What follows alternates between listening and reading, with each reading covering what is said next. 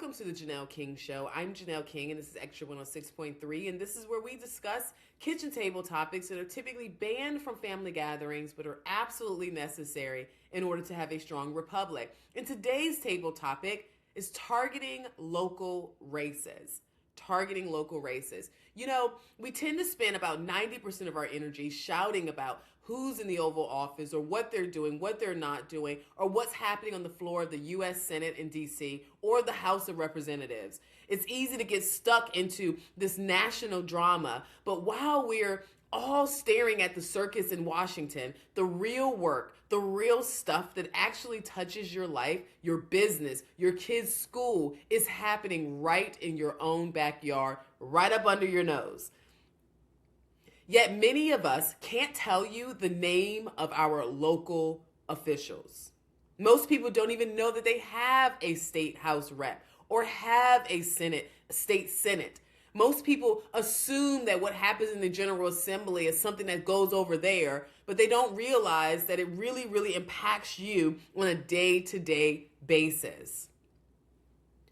So today we're talking about state representatives and state senators, and you will get the opportunity to hear directly from a candidate who is currently on the ballot right now to run for State House District 100. These are the folks who you often find at the bottom of your ballot, but they should certainly be at the top of your mind. Every state, except for Nebraska, has a bicameral legislature.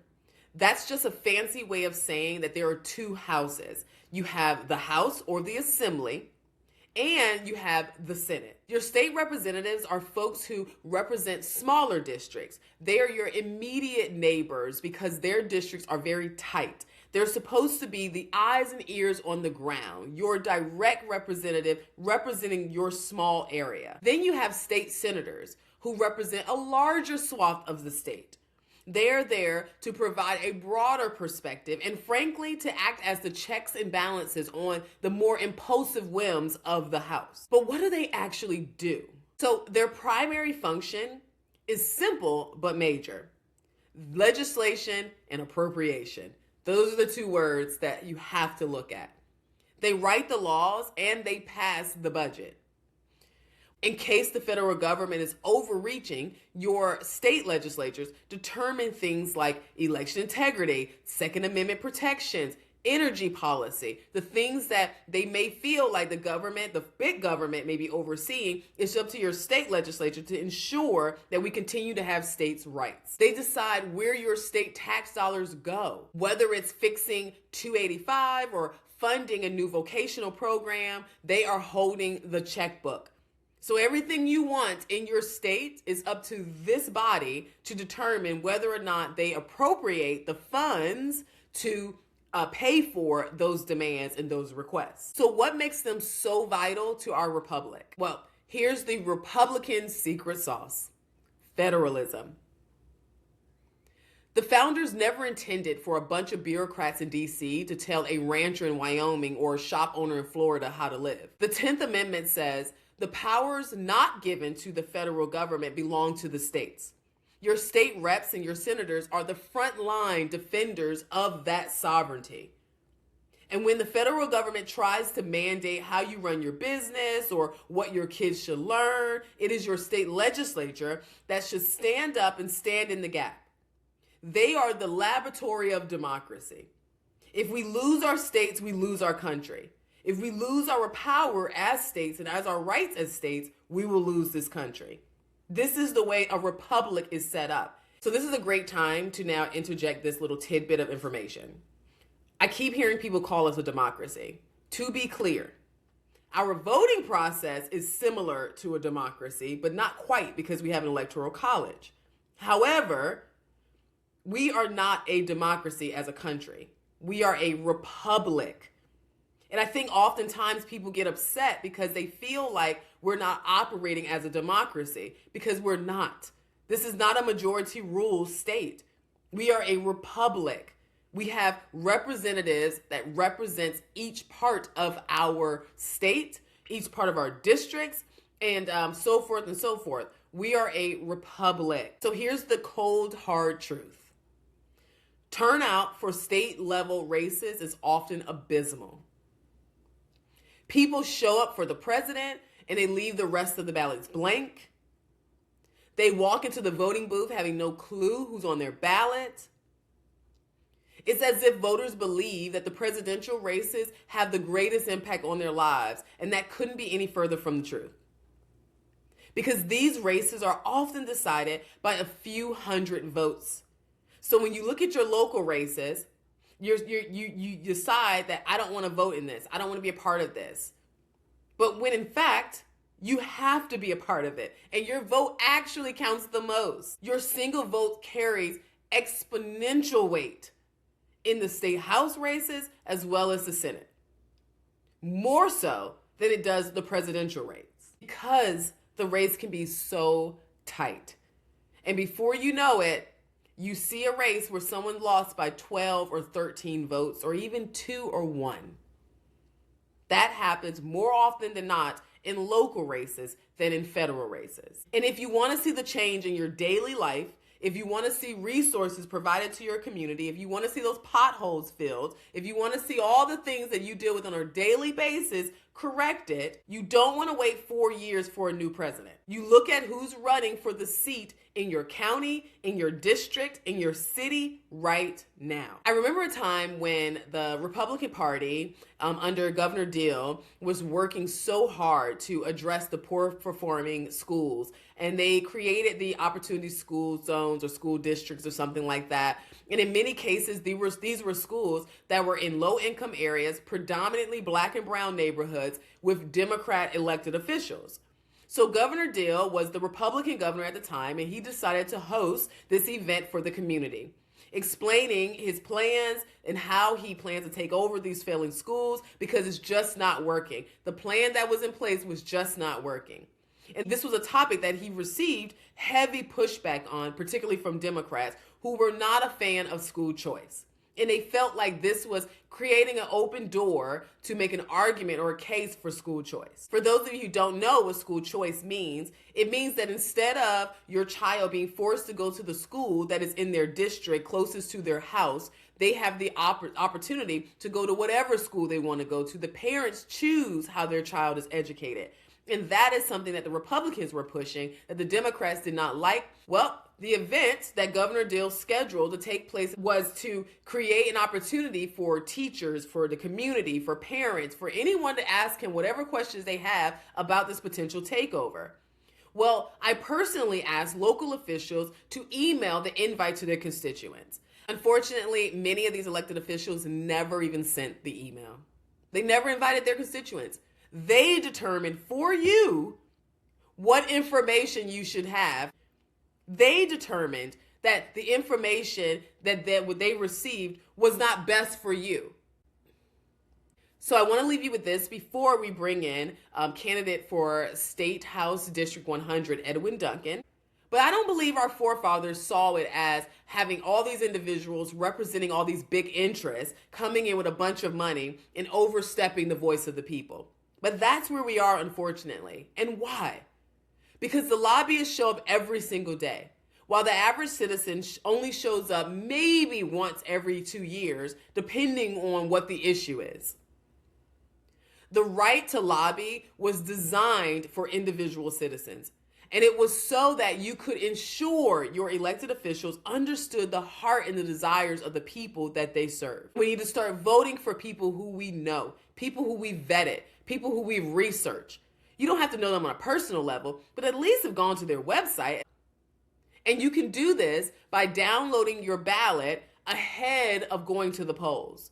So you see the list of everyone is going to be on your ballot, and you can go to your MVP page to see your sample ballot in order to determine who's on your ballot so that you can take some time to do research and find out what they stand for, who they are, where have they come from, what have they done. If they were an incumbent, then use their voting record. Look up, ask, now we have AI. There's like absolutely no excuse. You should be able to just look up whatever you want. But do your duty. We need to know where everyone stands on the Constitution, not just what their glossy mailers say. It's time to take our state houses back from the special interests and to put them in the hands of the people and of patriots. So so check your ballot, do your homework, get to know the candidates, because if you don't, the lobbyists will do it for you. And for all of us, the kitchen table debaters, we're going to make sure we do our due diligence, that we're listening to every word our candidate says and voting for our interests.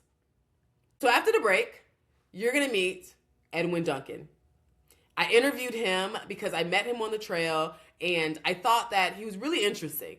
And I found it really cool that he was running for a state house seat. And this is a topic that I really, really wanted to talk about.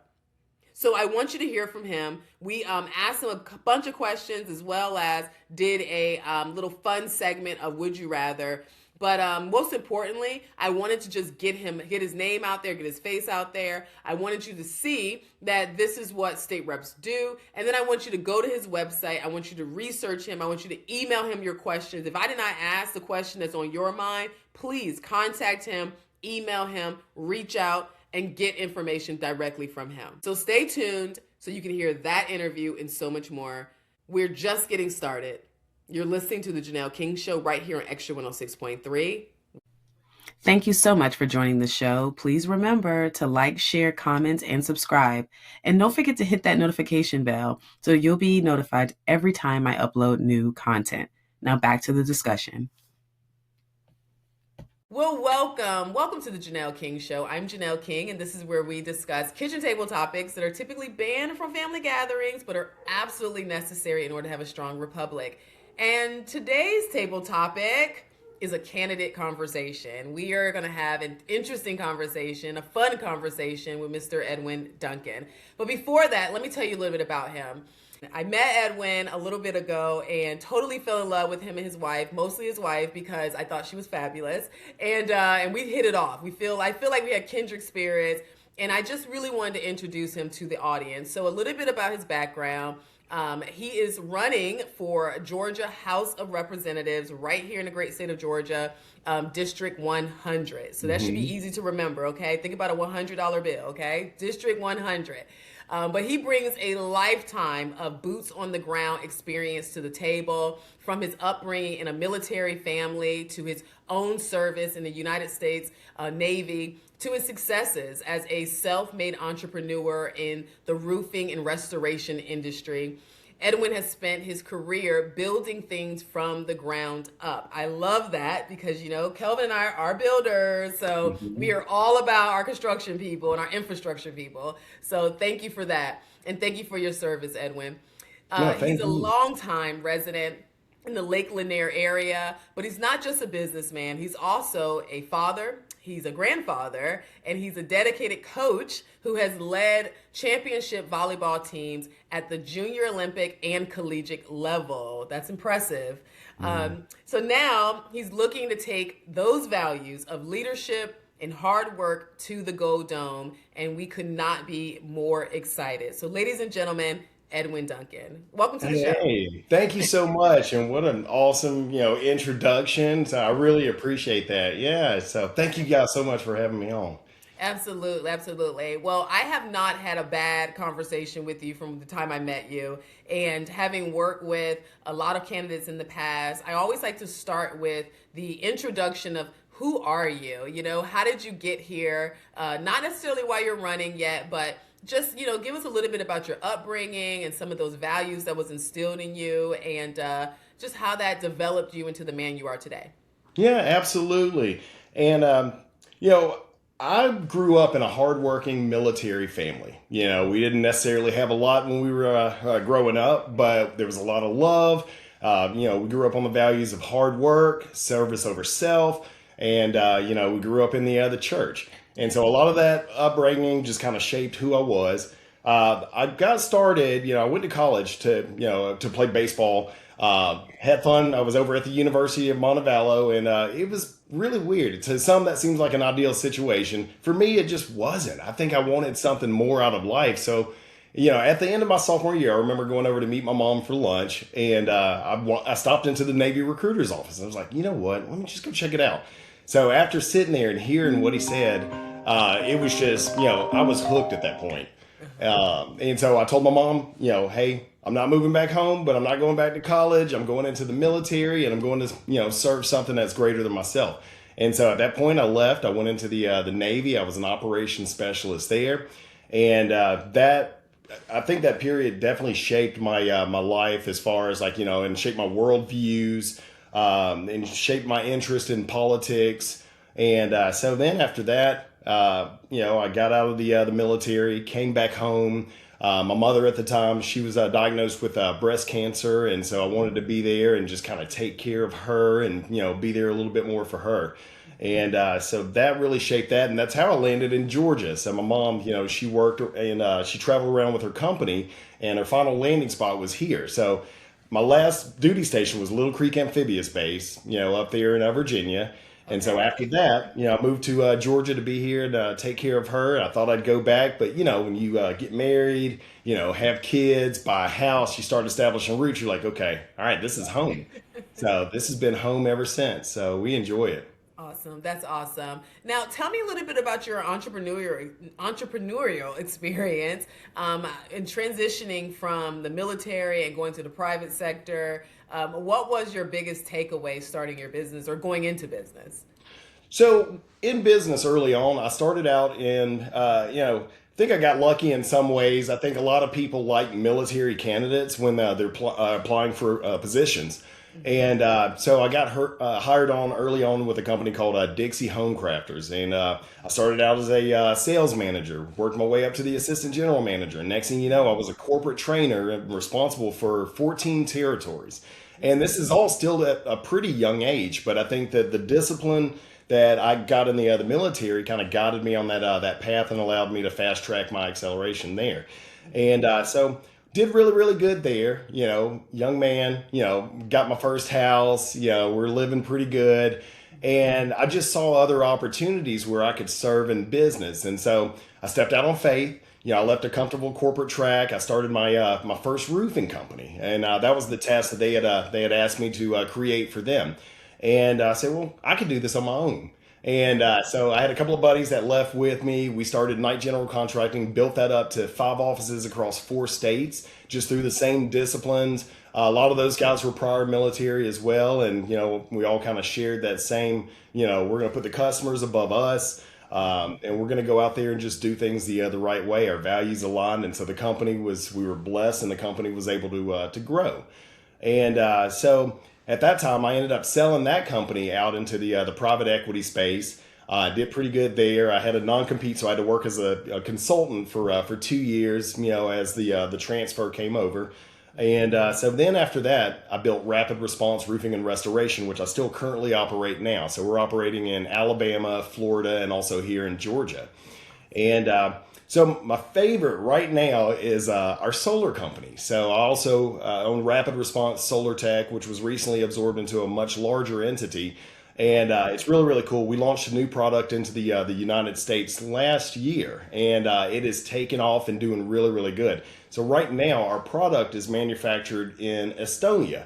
And so, pleased to announce that we're looking at expansion here into the U.S. market. We're going to set up manufacturing sites in Ohio, and then we're possibly looking at right here in Georgia in our backyard.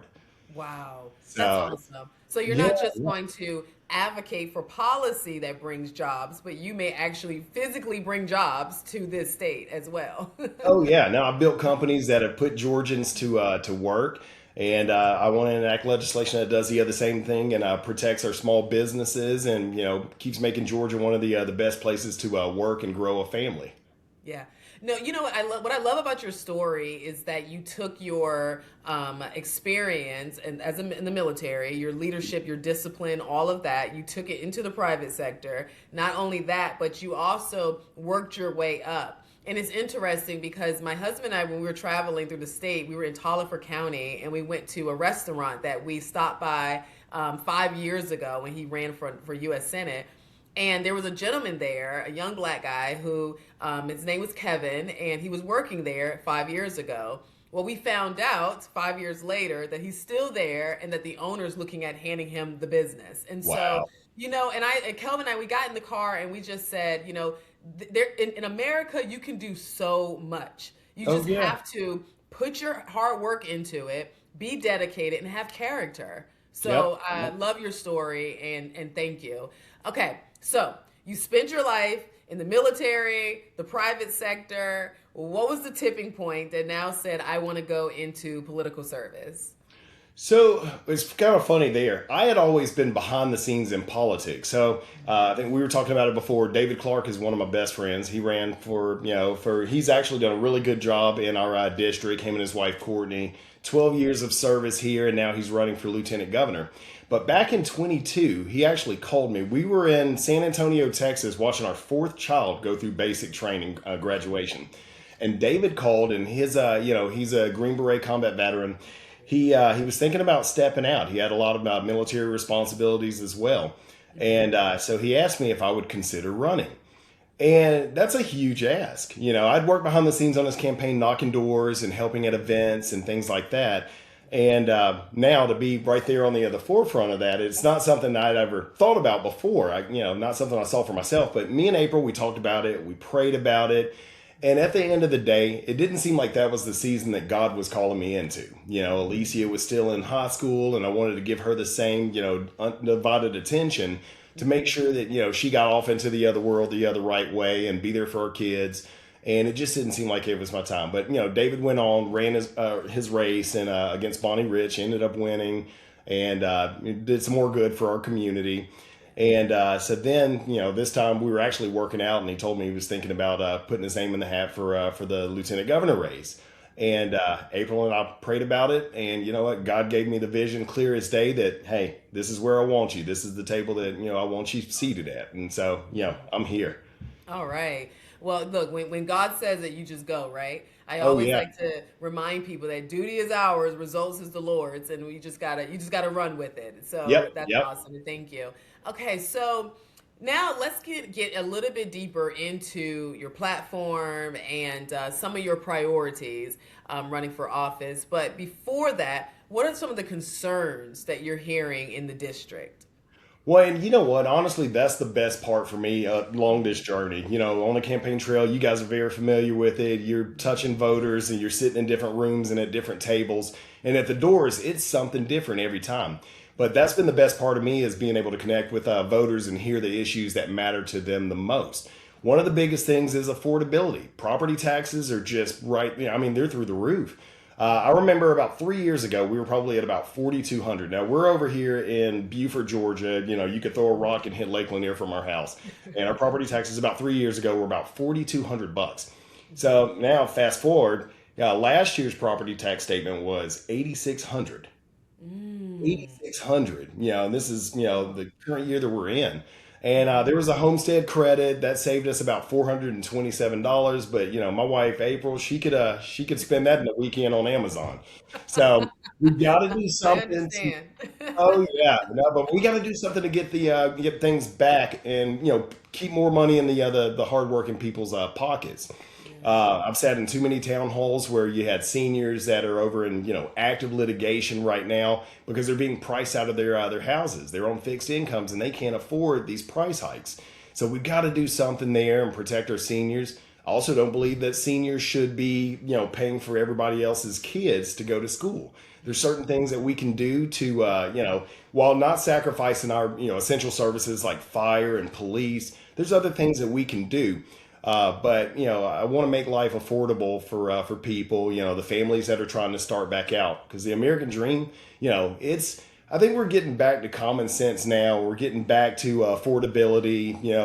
That was eroded away with the last administration, but it's just there's still so much that's left to be done. And young families trying to start out. I'm wondering. I'm like, when is my daughter going to be able to buy a house? Right. I know Craziest it's so statistic. hard. It's so Yeah. hard. Our son, he's 32, just recently married, and he has our new grandbaby. So our Yeah, grandbaby, you're a Gigi. I am Congratulations. for the first Yeah, time. I'm how's so mom and dad excited. doing? Oh man, they're doing fabulous. And what's funny is that I didn't realize how much you would just love like my grandbaby is like everything to me already. So Oh I'm yeah. just so excited. Well, But ours, you might get to see ours come in a little bit. So our oh, oldest Dusty, he's Space Force Intelligence. He's getting ready to deploy for South Korea and his wife Brianne, our daughter-in-law, she just got back from Cyprus, and as you know, Cyprus was hit in Operation Epic Fury. So she got back right in time, but Oh he's getting ready God, to take bless. off. So every time that they deploy, we end up getting the grandbaby. So we've got him for about 2 weeks now, Oh, I'm and so so jealous. yes, oh my gosh, to hear Poppy Gigi is the best sound in the other world. Oh, I love it. Well, right now, Kelvin's grandpa, but we're gonna see. He may change his name. He said whatever she calls him, he's gonna answer Whatever to you can it. So say, we'll yes. see. So Congratulations. thank you so much. It's just a beautiful time. So let's look at, okay, you were talking about your platform. I love what you were saying about housing, because like I was saying, my son is young and he wants to buy a house, and I don't like the way things are right now. It seems like it's really difficult for young people to start, their journey, and home ownership is a part of that. So, can I tell you a crazy statistic that I heard the other day, and just kind of going out there and connecting with voters, and I got a chance to sit with a couple of people in the realtor business and industry, and the average age right now for a first time home buyer, it's 41 years old. Oh my God. 41 years old. Can you imagine being 41 and signing for a 30-year note? Wait, Yeah, it's that crazy. is so beyond me. How did we get here? It's crazy, but we got to do. And you know what? I think that 2024 was a huge referendum for people. I think that now we want to get back to solutions based systems that actually work, and Yeah, affordability. And Trump has made a lot of promises. Trump has delivered on a lot of promises. right. Interest rates are starting to come down. They're not being cut fast enough, but it's going to be great to see. I mean, we've got a 2.8. And I told April, I was like, at the rate of everything, I said, we'll probably end up dying in this house. We're at the near sixes still. Jeez. So people will know. I know you're in Lake Lanier, but what counties or cities does your district touch? So that for those who are listening, that may not be familiar with their district number, but Yeah. they'll know if they're in it. So District 100 is unique. It's right here, touches the lake. We're about 13% Hall County, 19% Forsyth, and then the rest of it is right there in Gwinnett. So we've got Flowery Branch, in Hall. We've got Buford. We've got Sugar Hill, Sewanee, and then we also have Cumming up there in Forsyth. So it's just a little sliver up there. Okay. And when you go into the house, right? I mean, you're going under the dome, and it's a little crazy in there. I know there are a lot of people that have their own agendas and their own plans, and I know that there are things and priorities that you have. What are some of those what are your top three priorities that you feel that you can absolutely get across the finish line, or at least do your best to? Because I know you're one of many. But what are those top three, I would say, priorities that's on your plate? Top priorities again, affordability. We've got to do something, and do things that keep the American dream within reach for our young people. We got to do things to help small businesses and cut some of that red tape that allows our the backbone of our economy to thrive. Also protecting our men and women in law enforcement. We've got to do a lot better with being able to fund the guys, give them the proper training, and I hate that we lose a lot of guys to different pension plans. We'll lose guys out of the district. They'll go over for different pay structures, and then we've got to stop a lot of this anti-police rhetoric that drive good men and women out of the uniform. Hmm. Another thing, you mentioned my coaching background, and is protecting women's sports. I've spent Yes. over a decade coaching volleyball. I've been in the trenches with these young ladies, and I understand the things that they deal with, and there's already a lot of problems there. High school's already tough as it is. At the collegiate level, it's tough as it is. Last thing they should be fighting and worried about is having to sacrifice their safety and their health to a political agenda, and losing scholarships and records and things like that, and have to deal with Yeah. boys in girls' locker rooms. I was going to ask you about that because with your experience, I know that you really, like you just said, have a firsthand experience, a firsthand view, I should say, of how the young women will be affected. And it's really quite interesting because when we have this conversation about men and girls sports, we rarely have the conversation about girls and men's sports, right? So Yeah. it's interesting how they continue to try to convince us that somehow, there's enough pills and potions in the world that would turn a man into a woman, but it's virtually impossible, which we know. And so Impossible. Yeah. and no matter how much estrogen you take, you're never going to be on the same playing field. But we're also seeing a lot of detransitioners that are coming out too, and they're not talking about that. And these are the young people who have been forced into this life, and then now they're realizing that they have to be on medication for the rest of their lives. They have to do therapy for the rest of their lives, and all kinds of just horrific things in order to Yeah. maintain what they've done. And it's terrible. But what you talked about was the kind of like the emotional effect that it has on women too. And, Well, and yeah. you're right. When you're going through puberty, when you're already in a space where you're struggling as a young woman, the last thing you want to do is battle a man in your locker room. So I'm glad to see that you are on that. I kind of figured you would be, but Yeah, absolutely. I mean, that's such a young and impressionable time. yeah, And what happened to the days where we had tomboys? Or there's nothing wrong with that. A girl growing up and wanting to play sports, you don't necessarily have to be a boy. But right. these kids and these parents that jumped on the bandwagon and elected for these surgeries that cause long, the ramifications of that. I mean, Yeah. that's just lasting. It's so sad to hear some of the studies that I've read and looked through on these kids that have detransitioned. You don't know what you want to do and what you want to be or who you are. Or why you feel certain ways. Your cortex hasn't finished forming until you're 25 years old. So kids are still kids. They need to be protected at all costs. And that's why I'm glad a lot of these like woke ideas and the gender reaffirming surgeries and things like that, that's all on the table and getting coming to a head. Absolutely. Okay, so let's talk about affordability a little bit because that's on the top of everybody's mind. And I know you to discuss like the property taxes and things of that nature. But is there anything, any more solutions that you can provide or that you would like to provide once you're elected to help kind of bring costs down here in Georgia? Hey guys, I'm back and I'm so sorry to interrupt this discussion. I hope you're enjoying it and I hope you're thinking of some great questions. Definitely make sure you reach out to Edwin so that you can get those questions answered. But I gotta take a quick break. I've gotta let our sponsors in for just a few moments. So do not leave the table. We'll be right back. You're listening to the Janelle King Show right here on Extra 106.3. We'll be back. Thank you so much for joining the show. Please remember to like, share, comment, and subscribe. And don't forget to hit that notification bell so you'll be notified every time I upload new content. Now back to the discussion. Welcome back to the Janelle King Show. I'm Janelle King, and this is Extra 106.3. And this is where we discuss kitchen table topics that are banned from family gatherings but are absolutely necessary for a strong republic. And you are getting ready to be joined right back into our discussion with State Rep candidate for District 100, Edwin Duncan, as we continue our table topic on targeting local races. I hope you're enjoying the discussion. Here's the final part. Enjoy. Yeah, well, it all starts with taxes, and I mean, there's just so many taxes that are in place. I mean, you earn money, you get taxed on it. You spend money, you get taxed on it, and they find a way to tax us every which side of the Sunday.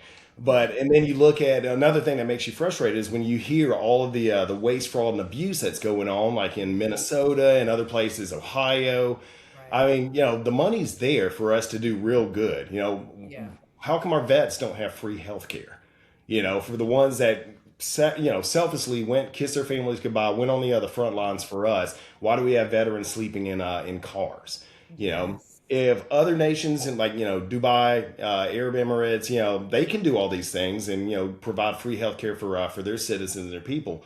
We have the resources. We have the economic strength to be able to provide these resources, but we just need major overhaul. I'm running because I think what a lot of people, what's going on right now, it's not working for a lot of families. And so I'm glad that 2024, like I said, that was huge for us to wake up as a collective, put somebody back in there that is pro America, that understands, and I appreciate everything that Trump has been doing. And I look forward to coming into the House and working with the current legislation, and caucus members to deliver real results for American families. Absolutely, and thank you again for having the foresight to wanting to want to do that. Georgia is a military-rich state. We have about 700,000 veterans. My husband's an Air Force veteran. My son's an Air Force veteran. We have tons of veterans, and so I would love to know your take on what's happening in Iran and whether or not we should be concerned about these gas prices. Because my husband filled up his diesel truck at $5.19 a I was gallon. going to say, yeah, It's that's $7. And we were like, what in the world? Yeah. Well, and I'm wondering, we're seeing the inflated cost in gas because of everything that's going on over there. But it's kind of weird, everything that just happened in Venezuela and with Maduro and the seizure of the oil tankers and the oil reserves there, and then all of a sudden it just went away. And so, I haven't heard anything here recently, and I think Operation Epic Fury deserves to go to the forefront. But surely some of those reserves should be able to offset a little bit. But we were talking about Iran, and this isn't something that just happened. Iran. This started in 1979. And I think we're cleaning up 47 years of democratic failures right now that started when Jimmy Carter abandoned Iran in 1979.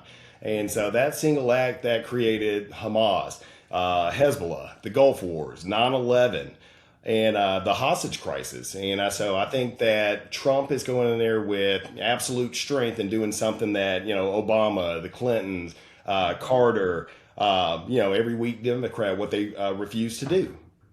Yeah. And it's interesting because I think that our electorate as a whole, we are a lot younger to a certain degree, right? So we have a lot of I'm a part of the millennial generation, even though I'll be 42 this year. So we're getting older. And I will say that there's a lot of people who just don't remember 9/11. They don't think Yeah. that America can be attacked. And they're acting as if, Iran is not that much of a threat. What would you say, having your military background to those people? Well, the way that things were handled before, and that's not politics. It's what Trump is doing is leadership on dealing with terrorists. The way that you eliminate a terrorist is not by sending them pallets of cash, and unmarked bills, in the middle of the night under cover. You've got to stop it and cut the head of the snake off. Okay, so I want to close on just like your final message before we go into the fun part, which is the would you rather. What is your final message to the voters as we are getting closer and closer? Now, the election is May 19th, everyone. So, May 19th. Yeah. Make sure you mark your calendar. And I like to tell people, don't just put it on your calendar. Block out a couple of hours, either the night before or the day before, and prepare your ballot. Make sure that you are selecting the candidates that Yep. you have researched, that you have information on, so that we're picking the right people. So what's your message, Edwin?